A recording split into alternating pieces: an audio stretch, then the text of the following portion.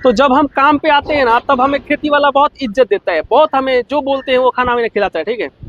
लेकिन जैसे ही 8 दिन में 10 दिन में उसका काम खत्म हो जाता है, तो क्या होता है कि काम खत्म होने के बाद उनका आपके प्रति जो लगाव होता है वो कम होने लगता है, ओके।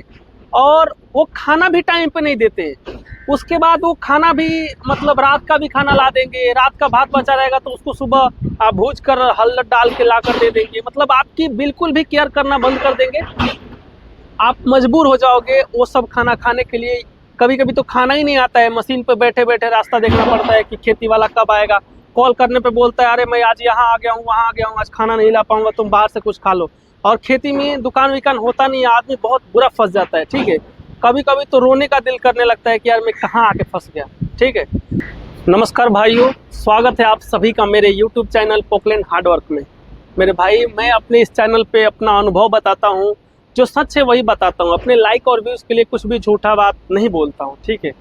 तो आज का मेरा ये अनुभव है जो मैं आपसे बता रहा हूँ, वो ये है कि जो भी मेरे भाई कंपनी में शुरू से काम किए हैं या फिर कहीं ऐसे जगह पे काम किए हैं जहाँ ड्यूटी करो, रूम पे जाओ, खाना बनाओ, खाओ, ठीक है। तो उनकी मशीन किसी वजह से छूट जाती है और वो लोकल में उनको मशीन मिल रही है और लोकल में वो जाने वाले हैं, तो उनसे मैं यही बोलूँगा कि भाई आप अगर लोकल की मशीन पे जा रहे हो, लोकल की मशीन मतलब जैसे उस मशीन का कोई फिक्स नहीं रहता है कि वो इसी काम में चलेगी या फिर वो यहीं पे चलेगी, ठीक है। वो कहीं भी जाती है, हर 10 दिन में उसकी शिफ्टिंग हो सकती है, 1 महीने में शिफ्टिंग हो सकती है, या 2-3 महीने में भी उसका हर बार शिफ्टिंग होता ही रहता है, मतलब साइड चेंज होता ही रहता है, ठीक है। कभी खेती लेवल में जाएगी, कभी खेती के पाइपलाइन में जाएगी, तो कभी मुरुम लोडिंग में जाएगी, तो कभी मट्टी लोडिंग में जाएगी, तो कभी वीर खोदने यानी कि कुआं खोदने जाएगी, कभी सेत तालाब बनाने जाएगी। उसका कोई फिक्स नहीं होता है, ठीक है। और ना ही उसका कोई जगह फिक्स होता है कि वो यहीं चलेगी, ठीक है। तो मैं उनसे यही बोलूँगा कि मेरे भाई आप बिना हेल्पर का लोकल की मशीन पे मत जाना। मैं अपना अनुभव बता रहा हूँ, ठीक है। क्योंकि आप अगर बिना हेल्पर का एक बार जाओगे वहाँ पे, तो आप बहुत बुरा फंसने वाले हो, इतना बुरा फंसने वाले हो कि आपको अपना पेमेंट छोड़कर वहाँ से भागना पड़ेगा, ठीक है।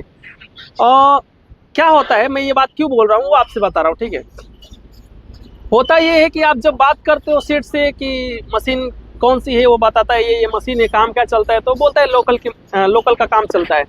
तो आप बोलते हो खाने का कैसा करने का, तो वो बोलता है खेती वाले देते हैं, ठीक है। आप बोलते हो चलो ठीक है, खाना बना बनाया मिल जाएगा खेती वाले की तरफ से, चलो हम जाएंगे काम पे, ठीक है। आप चले जाते हो काम पे। वहाँ पे क्या होता है कि आप जब मशीन लेकर जाते हो किसी भी खेती वाले के पास, जैसे समझ लो कि ये 2 मिनट के लिए, वैसे तो ये बिल्डिंग का हम फुटिंग निकाल रहे हैं, लेकिन 2 मिनट के लिए मान लो कि ये खेती लेवल करने का है, ऐसा समझ लो। तो जब हम काम पे आते हैं ना, तब हमें खेती वाला बहुत इज्जत देता है, बहुत हमें जो बोलते हैं वो खाना हमें खिलाता है, ठीक है। लेकिन जैसे ही 8 दिन में 10 दिन में उसका काम खत्म हो जाता है, तो क्या होता है कि काम खत्म होने के बाद उनका आपके प्रति जो लगाव होता है वो कम होने लगता है, ओके। और वो खाना भी टाइम पे नहीं देते। उसके बाद वो खाना भी मतलब रात का भी खाना ला देंगे, रात का भात बचा रहेगा तो उसको सुबह आप भूज कर हल्दी डाल के ला कर दे देंगे, मतलब आपकी बिल्कुल भी केयर करना बंद कर देंगे।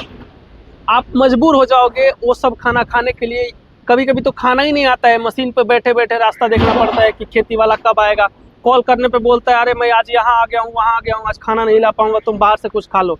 और खेती में दुकान विकान होता नहीं है, आदमी बहुत बुरा फंस जाता है, ठीक है। कभी कभी तो रोने का दिल करने लगता है कि यार मैं कहाँ आके फंस गया, ठीक है। तो इसीलिए मैं बोलूँगा कि कभी भी आप बिना हेल्पर के मशीन पे मत जाओ, ठीक है।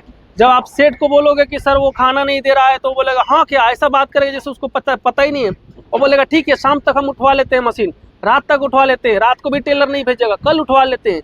वो तब तक आपको इस तरह से चूतिया बनाएगा जब तक उसको दूसरा कोई साइड ना मिल जाए, ठीक है।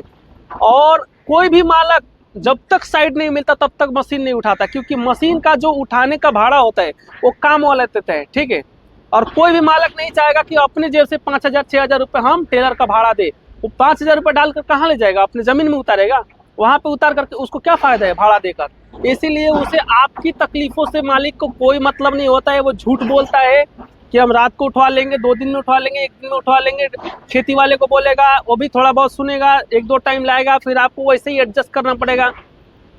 आप खाने के लिए बहुत तरस जाओगे, ठीक है।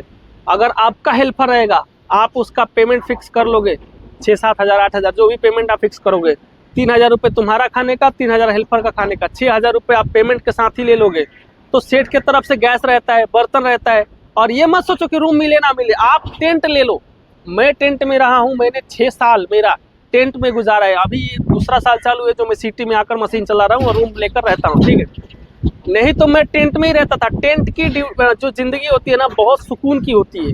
अगर हम कुछ मुरम इकट्ठा करके एक हाइट वाला जगह बना देंगे ताकि बारिश ना आए, अच्छा लोकेशन दे के तार का बंडल लेने का, उसमें बल्ब और बोर्ड लगाने का, किधर भी उसको कनेक्शन देने का। खेती में हर जगह महाराष्ट्र में वायर रहता है, कहीं भी कनेक्शन देने का, वहाँ पे टेंट लगाने का, ये चीज़ का ध्यान रखने का। आजू बाजू में कुआं होना चाहिए, क्योंकि महाराष्ट्र में लोकल के काम पे आपको कुआं का ही पानी पीना पड़ता है, क्योंकि यहाँ पे सभी लोग कुआं के ही पानी पीते हैं, ठीक है, लोकल में।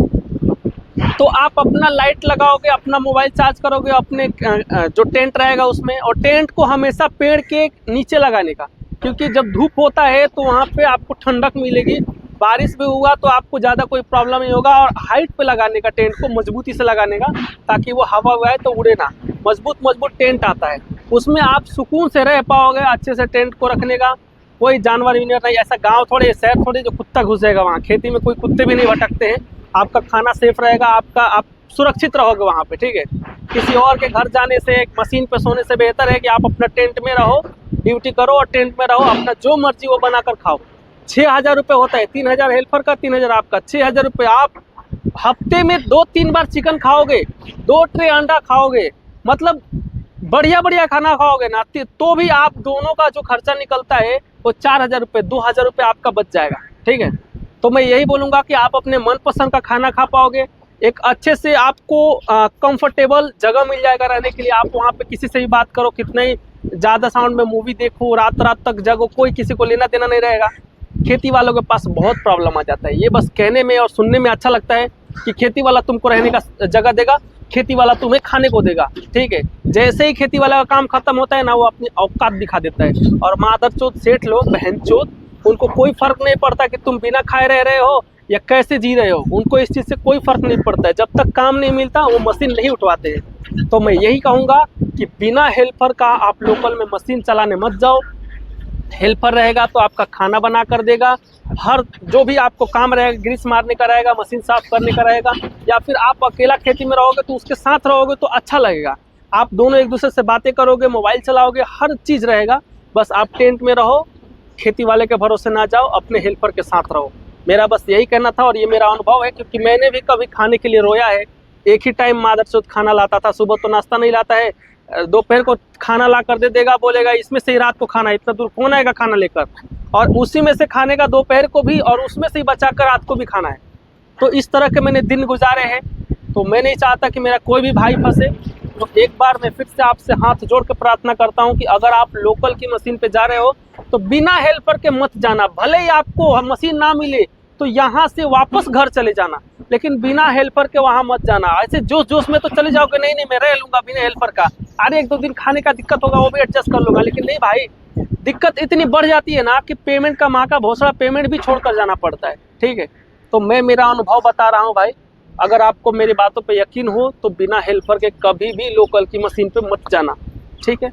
तो चलिए अब हम अपनी वीडियो को यहीं पे ख़त्म करते हैं।